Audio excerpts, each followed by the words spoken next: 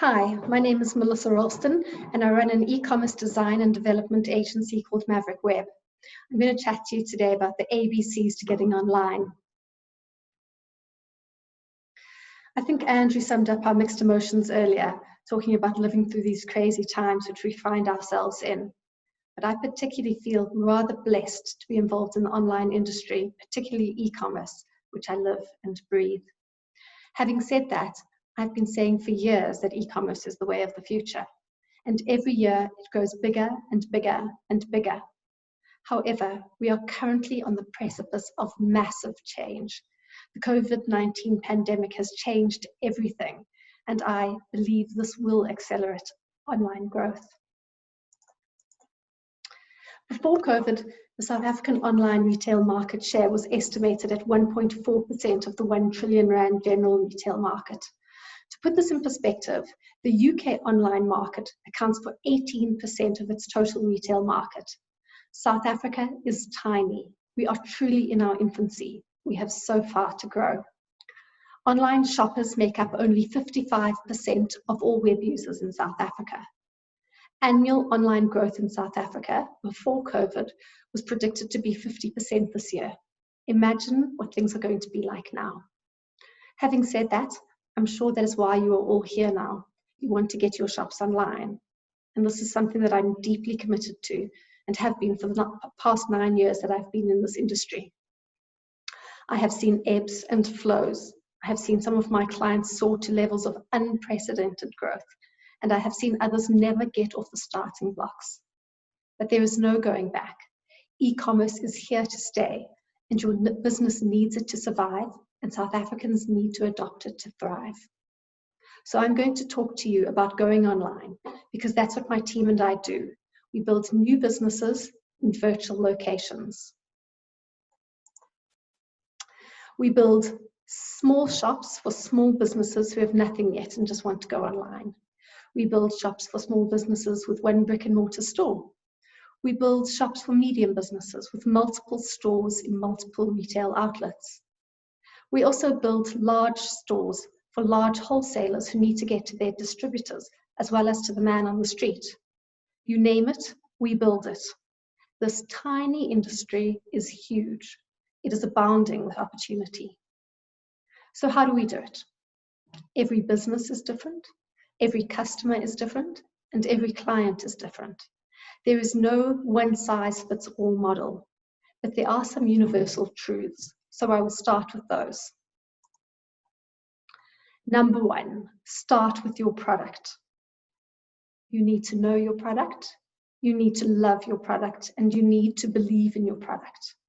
If you are selling fidget spinners because you got a good deal on them and it's the latest trend, you have no chance. If you are drop selling viscose jackets that you have never seen from China, from a drop shipper you have never met and you will never get to talk to, you have no chance. If you are selling beanies on the side to supplement your income, you still have very little chance. This is not the US or the UK or China. The South African market is still so different. We don't have the numbers, we don't have the level of trust, and we don't have the culture yet. We need to be gentle with our online shoppers. Don't get me wrong, I'm convinced, just from the increased number of inquiries that we've had in the past 31 days of lockdown, that e-commerce is set to grow exponentially higher during COVID-19 and move towards social distancing afterwards. So, start with your product. Know it, love it, live it.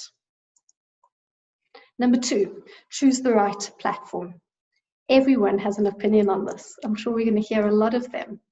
Your brother-in-law does, your mother, your best friend. I'm sure you know a lot of experts. The problem is all platforms have different functions and all are suitable in very specific different situations. Trust me, we have these discussions in-house all the time. Luckily, I get to decide. Happy face here. I have used them all, but cards on the table, I am a Shopify expert. I worked hard to become one, and now I don't deviate. If it's e-commerce, it's Shopify. But of course, you'll want to know what else is out there and why I only use Shopify for e-commerce. First of all, there's Magento, which is brilliant. But I cannot in all conscience put a new build onto Magento with a price tag of $2,000 per month in fees. Then there is BigCommerce, which is also world-class, but expensive and a bit clunky. And of course, there's WooCommerce. And everyone has a friend who is an expert in Woo, and it is just the best. Well, WooCommerce sites are the ones we spend the most time rebuilding and migrating. Woo is beautiful. Your front end will be pretty. It's cheap. It's quick to build. You can scale it. However, once you have more than 10 orders a day and decent traffic, you will need to rebuild on an actual e-commerce platform. You will have issues with hosting. You will have speed problems. Rather build to grow than build twice. Woo is not a platform. It is WordPress, the plugin. This is quite evident in the number of big companies that use Woo for their websites. There aren't any. Then there are the training sites like Wix, Squarespace, and other builders, which are really elementary. These again are your basic builders. If you get traffic and shoppers, you will need to rebuild. So once again, build cheap and build twice. Then of course, there is custom. Please don't let my developer hear me say this, but custom will either crash and burn or have the most basic backend or cost you millions, not exaggerating, just to get you a semblance of what a platform can offer you in terms of structure. Yes, we love custom, but it's not always the best financial solution. And that is just to mention the most well-known offerings, which brings me to number 3, build to scale. One of the reasons I love Shopify is because I believe that an e-commerce store, be it for a mom and pop or for a large retailer, is ultimately a new business, and as such needs to scale and grow and ultimately pay for itself. Shopify tiers. Its plans start at a basic plan and grow through to its enterprise plan, which is known as Shopify Plus, and their costs and functionalities tier as well. Someone tells you that Shopify cannot tier, you must see some of the custom builds that are done on it. They are more sophisticated than some of the custom we have done. But not only must your platform scale, your website must also in terms of design, and it must do this in line with your business plan based on your increasing revenue and income. For example, an integrated rewards program linking to your point of sale may not be a priority on launch. However, as you grow, it will definitely be a great value add. Which brings us to number 4. Listen to your customer. Don't think that you know more than your customer. We all do. But very seldom do we actually listen to them. Listen to them and they will tell you what they want. This is the user journey. Listening to them means watching how they behave on your website and changing the site accordingly. If they are not buying and you believe in your product, then you are not listening to them. This is granted you actually have visitors. We had a client who noticed abandoned carts at checkout. So we listened to the customer and we removed the impediments at this stage, which was shipping costs. We instituted free shipping and revenue increased by 55%. This is the user experience. Listen to the customer. The data will show you. There are many tools to do this. But I need to reiterate, if they are not shopping, you are not listening. This is a process of constantly changing and updating and revising your website, your product offering, your user journey and experience based on what your customer is telling you. Websites are not static, and you need to be in constant dialogue with your customer. And then on to number 5, which I have already alluded to, which is traffic. Number 5, market, market, market. You can build the most beautiful site in the world, But if you don't market it, you are dead in the water. Without marketing and advertising, you are like a grain of sand in the ocean that is the World Wide Web. No one will find you.